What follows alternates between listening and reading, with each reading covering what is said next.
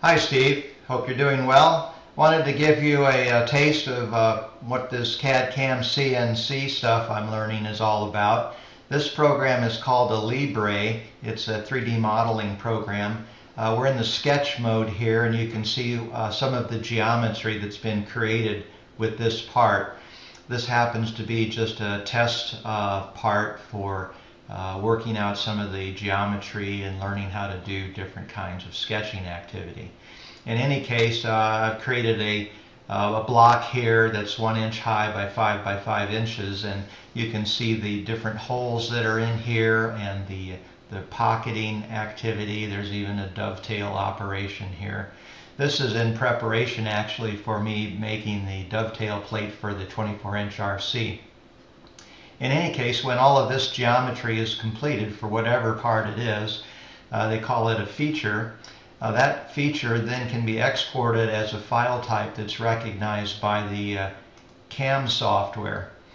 This is the CAM software called SprutCAM, and it has the ability to take in the CAD geometry, and then it allows you to actually model this geometry so that it can be machined with various kinds of tools.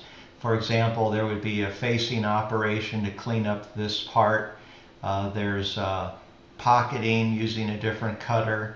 There's hole tapping and drilling and spot drilling, those kind of things. You can do champering operations to put a bevel on parts. So let me do a demonstration here through the simulation, which is quite powerful, to give you an idea how the part actually would be machined real time. This will be sped up so you can see it a little more clearly. This particular result shows the tool paths and the finished geometry, but we'll reset the model here and start the actual simulation. In this case, the first thing it does is bring down a large facing tool that cleans up the top surface of the workpiece, and then it brings in a cutter which starts to mill out the pockets. These are roughing operations, although they can be finished operations depending on the tolerances you need. This particular milling machine, the Tormach 1100, is capable of accuracy down to about 5/10,000ths of an inch. When the pocketing operation is finished, then it can go into another tool change. It does this automatically, and you can see it change to the different tools for depending on what your requirement is. I'll speed this up a little bit.